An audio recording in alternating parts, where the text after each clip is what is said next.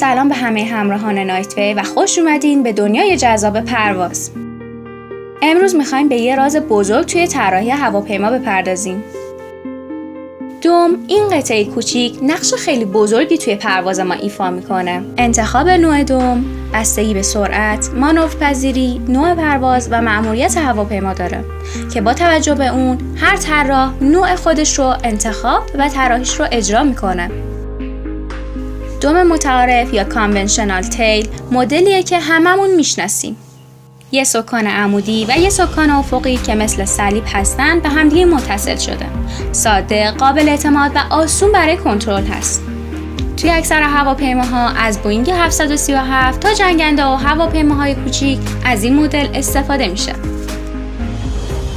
دوم تی شکل یا تی تیل یه مدلیه که سکان افقی بالای سکان عمودی قرار گرفته.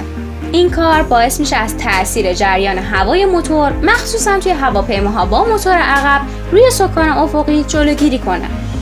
اگه بهش یه نگاه دقیق تر بندازید میفهمید توی CRJ-200 استفاده شده. دوم H شکل یا H تیل طراحی متفاوت داره. دو سکان عمودی توی دو طرف سکان افقی قرار گرفته که شبیه حرف H شده. این طراحی باعث پایداری فوق‌العاده و کاهش ارتفاع دوم میشه. دوم وی شکل یا وی تیل یه طراحی خلاقانه است. به جای دو سکان جداگانه، دو سطح مورب داریم که هم نقش سکان عمودی و هم افقی رو به عهده دارن. این کار باعث میشه هم سبک‌تر و هم آیرودینامیکی تر باشه، اما کمی پیچیده تر میشه برای کنترل که میتونید این مدل رو توی بونانزا وی تیل ببینید.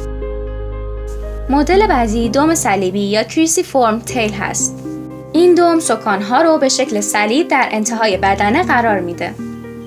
این طراحی برای موشک‌ها و راکت‌ها بسیار عالیه چون توی سرعت‌های بالا ثبات فوق‌العاده‌ای رو ارائه میده، مثل مدل AIM-9.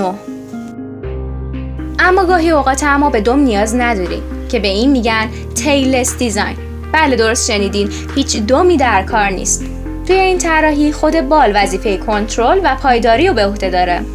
این طراحی مخصوصا برای هواپیماهای رادارگریز خیلی کاربردیه. امیدوارم این ویدیو براتون جذاب بوده باشه. نظرات و سوالاتتون رو برامون بنویسید، کانال رو ساب کنین تا از ویدیوهای بعدی ما با خبر باشین. تا دیدار بعدی، خداحافظ.